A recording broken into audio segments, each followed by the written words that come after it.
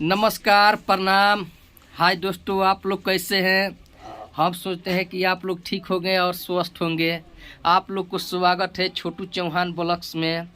और हम अभी बैठे हैं बुलेट राजा के पास, जो ये 2 कॉपी बुलेट राजा है। गाना नहीं गाता है पर बुलेट राजा है, राइटर है।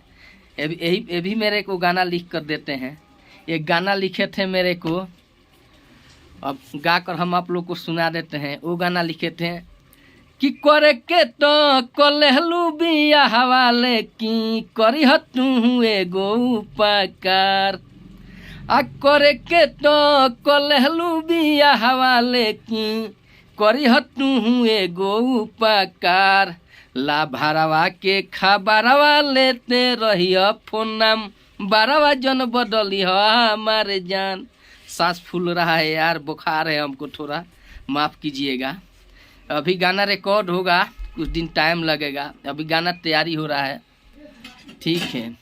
आप लोग थोड़ा ध्यान दीजिएगा मेरे ब्लॉग्स पे। ये ब्लॉग्स का चैनल है और मेरा मेन चैनल है छोटू चौहान इंटरटेनमेंट, जिस पे सब गाना आता है। हर एक गाना, नया नया वीडियो अब आएगा। अभी एडियो डाले हैं, अब वीडियो आएगा। और नया नया एक से एकाल गाना लिख कर दिए हैं मेरा भाई बुलेट राजा। आज सब गाना में आएगा, सुनने में मजा, काहे कि गाना है अभी ताज़ा। इसी का नाम है बुलेट राजा 2। और एक मेरे कंपनी में जो पहले गाते थे रागनी म्यूजिक में बुलेट राजा भाई, उसी का जैसा ये भी है। ये भी बुलेट राजा है, वो भी बुलेट राजा था। मेरा गाना एक रिकॉर्ड किए थे रागनी म्यूजिक में बुलेट भाई।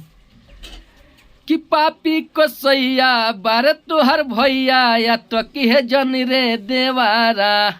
अल्लाह हंगा में गइल पिया के मारा लगा के कुछ करी है जनी रे देवारा।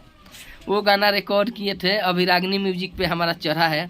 रागनी म्यूजिक छोटू चौहान बोलिएगा तो आएगा, उस पर भी है। बहुत अच्छा दोस्त थे मेरा बुलेट राजा भाई का। अभी गाना हिट पर हिट आ रहा है, बहुत आगे बढ़ गए हैं। हम अभी पीछे हैं। नसीब जिसका जहाँ लेकर जाएं। बुलेट राजा बहुत अच्छा आदमी है। ये भी एक बुलेट राजा है जो गाना लिखता है। अभी इसका गाना रिकॉर्ड होने वाला है, गाना लिख रहे हैं, ठीक है।